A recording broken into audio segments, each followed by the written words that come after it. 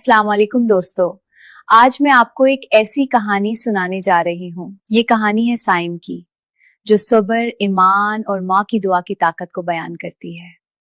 उसका घर पुराना जरूर था, मगर उसकी माँ का दिल बहुत अमीर था।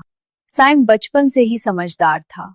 वो कम बोलता था, मगर हर बात गहरी से महसूस करता था। उसके वालिद एक छोटी सी दुकान चलाते थे। कारोबार ज्यादा अच्छा नहीं चलता था। घर के हालात धीरे धीरे मुश्किल होते जा रहे थे, मगर माँ हर वक्त सब्र करती रहती थी। हर रात तहज्जुद में उठती थी, अपने बेटे के लिए रोकर दुआ करती थी। साइम को बचपन से एक बात याद थी कि माँ के आंसू कभी जाया नहीं जाते। वक्त गुजरता गया, स्कूल का दौर खत्म हुआ, जिम्मेदारियां धीरे धीरे बढ़ने लगीं। घर में पैसे की सख्त कमी थी।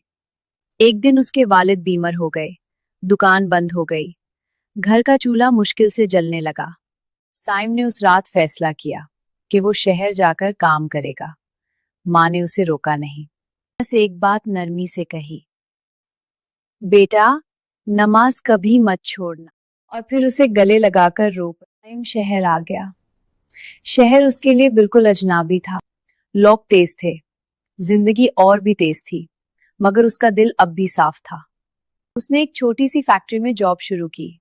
दिन भर मेहनत करता रहता, रात को थक कर सो जाता, मगर फजर कभी नहीं छोड़ता था। एक दिन फैक्ट्री में चोरी हो गई। इल्जाम नए लड़कों पर लगा दिया गया। साइम भी उनमें शामिल था। मैनेजर ने सबको लाइन में खड़ा किया, सख्त अल्फाज में बात की। साइम ने कसम खाकर कहा कि उसने कुछ नहीं लिया, मगर कोई सुनने को तैयार नहीं था। उसे नौकरी से निकल दिया गया। उस दिन उसके पास किराए के पैसे भी नहीं थे। वो सीधा मस्जिद चला गया। सहन में बैठ चुपचाप रोता रहा, मगर उसने शिकवा नहीं किया।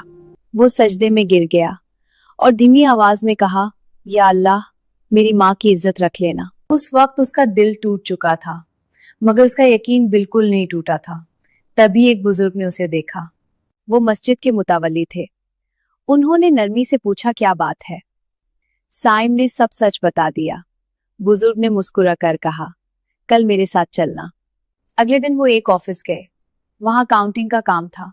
टेम्पररी हेल्पर की जरूरत थी। साइम को एक नया मौका मिल गया।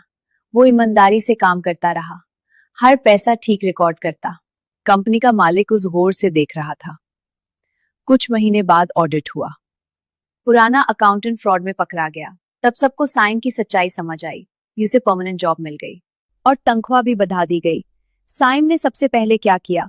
उसने माँ को पैसे भेजे, हाँ, और एक छोटा सा खत लिखा। माँ, अल्लाह ने सुन ली। माँ सजदे में गिरकर रो पड़ी। उसकी दुआ कबूल हो चुकी थी। साल बीत गए। साइम कंपनी का मैनेजर बन गया, फिर पार्टनर बना, और एक दिन डायरेक्टर भी बन गया। मगर उसने कभी फजर नहीं छोड़ी, कभी सजदा नहीं छोड़ा। एक दिन उसी फैक्ट्री का मैनेजर है जिसने उसे निकल दिया था। नौकरी की तलाश में उसके ऑफिस। वक्त सच में घूम चुका था, मगर साइम के दिल में नफरत नहीं थी। उसने यूज जॉब दे दी और सिर्फ इतना कहा, इंसान को हमेशा एक मौका देना चाहिए। मैनेजर शर्मिंदा हो गया और उसने समझ लिया कि असली कामयाबी सिर्फ पैसा नहीं होती, असली कामयाबी किरदार होता है। साइम ने शहर में एक स्कूल खोल दिया, गरीब बच्चों के लिए, और हर सुबह वहां जाकर कहता, मेहनत करो और अल्लाह पर भरोसा रखो। आज भी उसकी माँ जिंदा है और हर फजर के बाद मुस्कुराती है, क्योंकि उसने अपनी आंखों से देखा कि माँ की दुआ वाकई सच होती है और सजदा कभी खाली नहीं जाता। अगर आज की कहानी में आपके दिल को छुआ हो तो एक पल के लिए शुक्र अदा कीजिए। जिंदगी में जो भी होता है वो बेकार नहीं होता।